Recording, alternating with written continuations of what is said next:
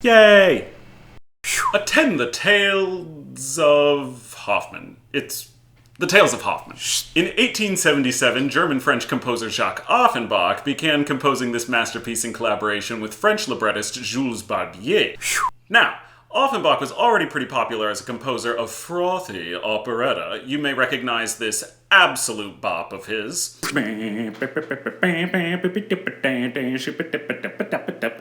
But he wanted to take his renown to the next level by composing a masterful, serious opera.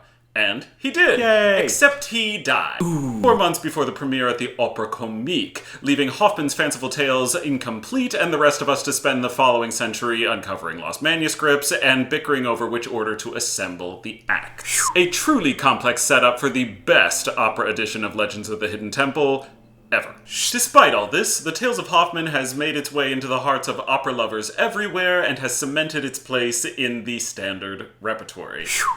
Yaaassss Offenbach.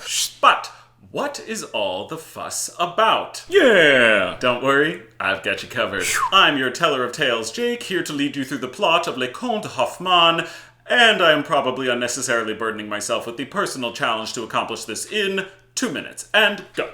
Prologue. Sometimes Act 1. Our titular tenor champion is a poet in love with a singer named Stella. He's chilling at the tavern with his buddies and decides to entertain them with a song about a guy named Kleinzock who could really use some more calcium. In walks Lindorf. He's a rich evil dude who also loves Stella and has intercepted a letter from her to Hoffmann. The two guys recognize each other as enemies and they exchange insults. Hoffmann's muse, disguised as his buddy Niklaus, interrupts the fight. But the poet is left shook. He begins to tell the story of his 3 past lovers and we're off, folks. Act 1. Act 2. In Paris, an inventor named Spallanzani has created a mechanical doll named Olympia. Hoffmann thinks that Olympia is a real girl, but not entirely his fault because Coppelius has sold him a pair of magic glasses that make her appear human. Olympia dazzles the crowd with some Olympic-level coloratura and, despite breaking down a few times, completely enchants the spectacle-clad Hoffmann and he declares his love for her. Coppelius, wanting a share of the profits made from Olympia, is gypped by Spallanzani and returns in a fury. Hoffmann's glasses break, Coppelius tears Olympia to pieces, and the guests mock the poet for falling in love with a robot. Act 2, sometimes Act 3, occasionally Act 4, whatever. We meet Antonia, the next of Hoffmann's lovers whose father has taken her away in the hopes of ending the relationship with the tenor. Also, she inherited this totally specific condition from her dead mother where if she sings, she dies. Hoffmann shows up and the two immediately sing together.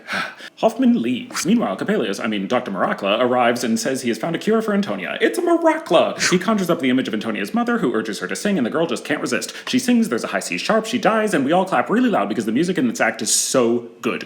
Act 3, sometimes Act 2, you get the point. We've now got the courtesan Giulietta, who is singing a barcarolle with Niklaus at a party. Giulietta introduces Hoffmann to her new boo, Schlemiel, Schlemazel. Haas and Coppelius, Miracla, I actually mean Dappertutto, shows up with a giant diamond and bribes Giulietta to steal the poet's reflection. She agrees, seduces the tenor, Schlemiel gets jealous and demands a duel, and Hoffmann kills him. But he loses another one because next thing you know, Giulietta is riding away in a boat in the arms of another guy, and the hero is left without a lover or a reflection. Woof. Epilogue. And with all tales told, we learn that each story just describes a different aspect of one woman. Stella, who shows up at the tavern, finds Hoffmann drunk, and leaves with Dr. Lindorfius, or whichever one he is now. Niklaus then undergoes a sickening reveal to her true form of muse and tells the poet to find consolation in his creative genius. The end. Whew! Alright, that ends today's speed run of the opera Le Conte de Hoffmann by Jacques Offenbach. If you like this video, please leave a comment below, share it with your friends, do all those fun social media things.